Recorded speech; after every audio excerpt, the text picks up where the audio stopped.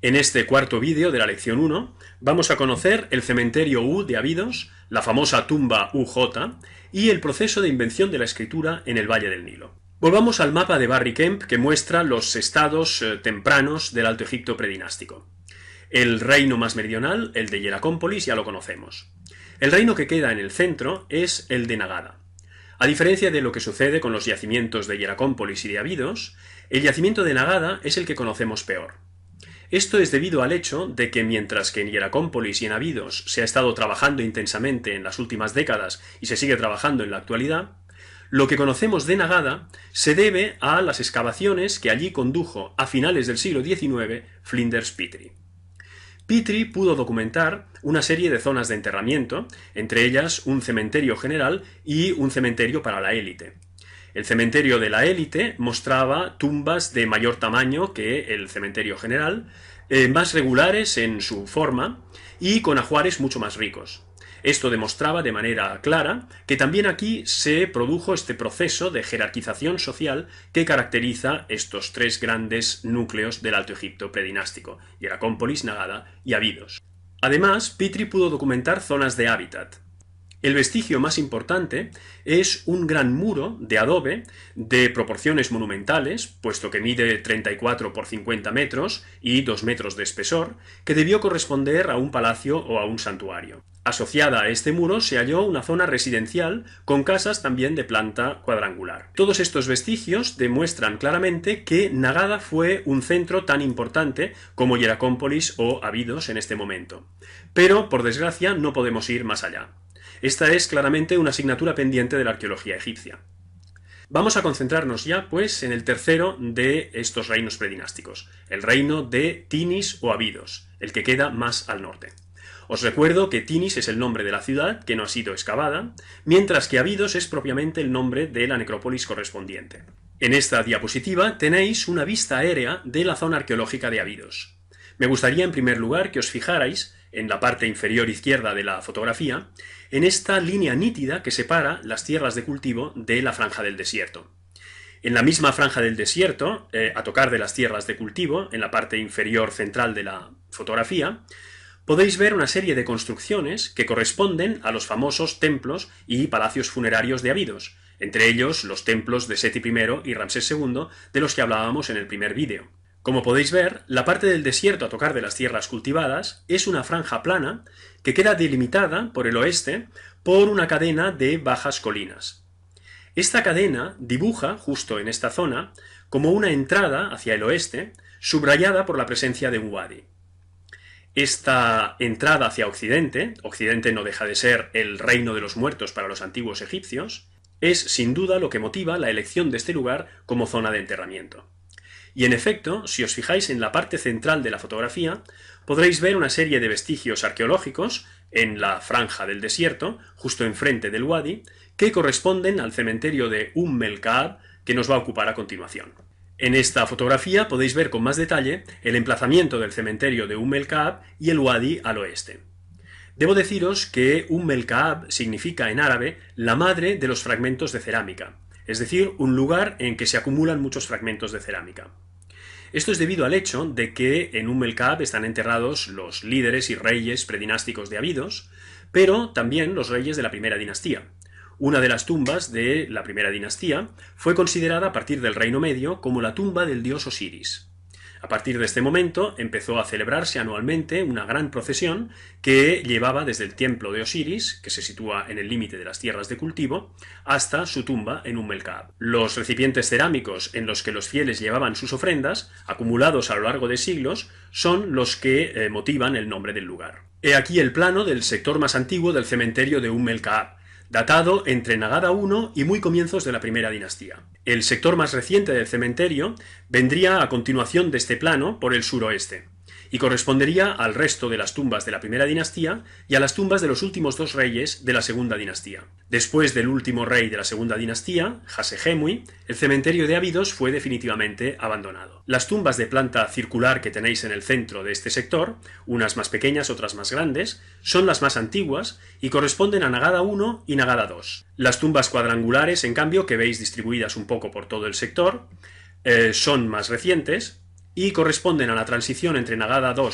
y Nagada III, a la propia Nagada III y a muy comienzos de la primera dinastía. En efecto, si observáis la parte sur del plano, podréis ver una tumba de doble cámara, B17-B18, que es la tumba del rey Narmer, primero de la primera dinastía. E inmediatamente al sur y al sureste de la tumba de Narmer podéis ver un complejo de diversas cámaras, que es el complejo funerario del rey Aja, segundo de la primera dinastía. En este complejo se distinguen unas cámaras de mayores dimensiones, que son propiamente la tumba del rey, y unas cámaras de dimensiones menores, que son en realidad tumbas subsidiarias en las cuales fueron enterradas personas sacrificadas en el momento de la muerte del rey para que le acompañaran como séquito en el más allá. Esta práctica viene de lejos y ya la vimos documentada en el cementerio HK6 de Hieracómpolis.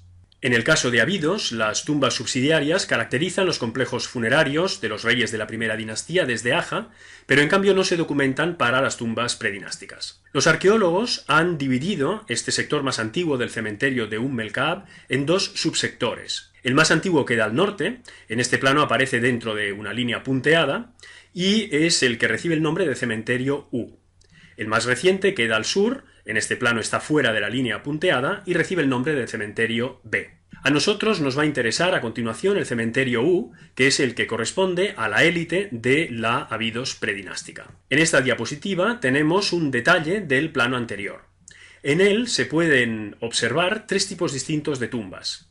Tumbas de planta circular de tamaño menor, como la 131, tumbas de planta circular y de mayor tamaño, como la 132, 133 y 134, y tumbas de planta cuadrangular de forma más regular, porque están construidas de adobe, como la que tenéis en la parte superior de la diapositiva con la letra O. Las tumbas circulares más pequeñas datan de Nagada I y principios de Nagada II.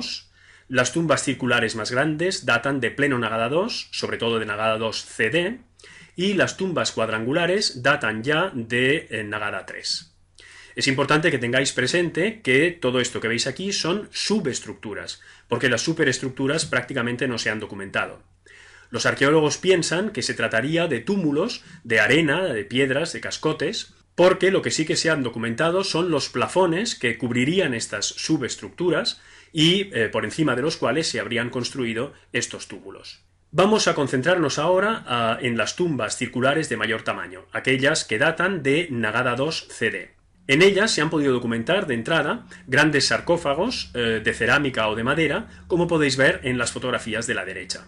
En los ajuares de las tumbas fueron recuperados numerosos objetos que demuestran el alto estatus de las personas enterradas aquí y que en algunos casos son esenciales para comprender el origen de la monarquía faraónica y sobre todo de su simbolismo. En la fotografía central superior podéis ver, por ejemplo, la cabeza de un cetro GK de marfil. El cetro GK es el cayado faraónico, aquel que, por ejemplo, Tutankamón lleva en sus manos en sus famosos sarcófagos. El dibujo inferior reproduce un mango de cuchillo ritual decorado. Los mangos de cuchillo, igual que las paletas y las cabezas de maza votivas, sirvieron de soporte a la iconografía de la realeza egipcia naciente desde este momento hasta finales del predinástico. Este mango de cuchillo es uno de los más antiguos documentados y en su superficie se halla grabada una escena de caza. Sobre el simbolismo de la caza habremos de volver más adelante. En la fotografía de la izquierda podéis ver una jarra de cerámica de asas onduladas. Y en el centro podéis ver pintado un signo que ya puede ser considerado como un signo jeroglífico. Se trataría, en términos absolutos, de uno de los primeros signos jeroglíficos documentados en toda la historia de Egipto. Su forma posterior está reproducida por debajo de la fotografía y corresponde al signo Gerej, que significa noche. Representa un cielo del que cuelga un astro. Sobre la identificación de este signo como signo jeroglífico volveremos a continuación. Arriba a la derecha tenemos la iconografía de un sello cilíndrico. Se trata del dibujo de la impronta que el sello deja al hacerse rodar sobre la arcilla húmeda. En el centro de la imagen podemos reconocer perfectamente la cabeza de la diosa Bat, en este caso con estrellas en el extremo de las orejas, de los cuernos y también en la frente. Esta imagen indica claramente el carácter astral de la diosa. El mismo motivo aparece esculpido en una paleta votiva de tiempos algo posteriores, de principios de Nagada III, que tenéis reproducida en la fotografía inferior, y que demuestra que se trata de un símbolo bien establecido. A la diosa Bat ya la conocemos, la vimos en Hieracómpolis, y este trasvase de símbolos de Hieracómpolis a Abidos puede deberse a cambios históricos a los cuales nos referiremos más adelante. El motivo iconográfico más recurrente del sello es el de las montañas y el del chacal recostado. En tiempos históricos, el dios chacal más famoso del panteón egipcio, Anubis, es conocido por el epíteto de aquel que está sobre su montaña. En efecto, la asociación entre los dioses chacales y las montañas es muy estrecha en la religión egipcia, porque los egipcios pensaban que los dioses chacales presidían las necrópolis y acompañaban a los difuntos por los caminos montañosos que llevan al occidente, es decir, al reino de los muertos.